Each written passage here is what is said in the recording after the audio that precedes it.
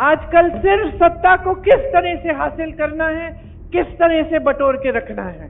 चाहे हमें जहां पे चुनाव जीतकर कोई और पार्टी जीत गई है और सरकार बन गई है, चाहे हमें उस सरकार को धन बल से तोड़ना हो, उसके विधायकों को खरीदना पड़े, 100-100 करोड़ दे के खरीद लेते हैं,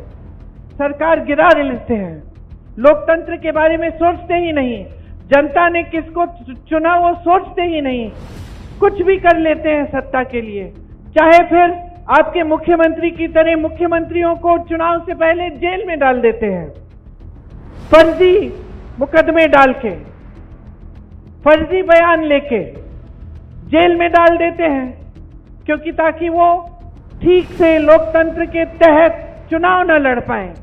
या फिर कांग्रेस पार्टी के खाते बंद कर देते हैं कि एक पैसा खर्च ना पाए, ताकि वो भी चुनाव ठीक से लड़ ना पाए। सारी ऊपरी राजनीति है, ये हल्की है।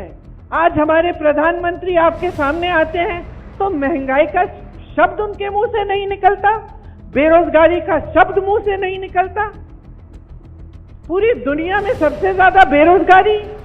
और आप प्रधानमंत्री हैं, इतना बड़ा पद है, इतना तो आदर कर लीजिए जनता की कि इस बारे में बात तो करें। आजकल सिर्फ सत्ता को किस तरह से हासिल करना है, किस तरह से बटोर के रखना है। चाहे हमें जहां पे चुनाव जीतकर कोई और पार्टी जीत गई है और सरकार बन गई है, चाहे हमें उस सरकार को धन बल से तोड़ना हो, उसके विधायकों को खरीदना पड़े, 100-100 करोड़ दे के खरीद लेते हैं, सरकार गिरा लेते हैं, लोकतंत्र के बारे में सोचते ही नहीं, जनता ने किसको चुना वो सोचते ही नहीं, कुछ भी कर लेते हैं सत्ता के लिए। चाहे फिर आपके मुख्यमंत्री की तरह मुख्यमंत्रियों को चुनाव से पहले जेल में डाल देते हैं, फर्जी मुकदमे डाल के, फर्जी बयान लेके जेल में डाल देते हैं, क्योंकि ताकि वो ठीक से लोकतंत्र के तहत चुनाव न लड़ पाए,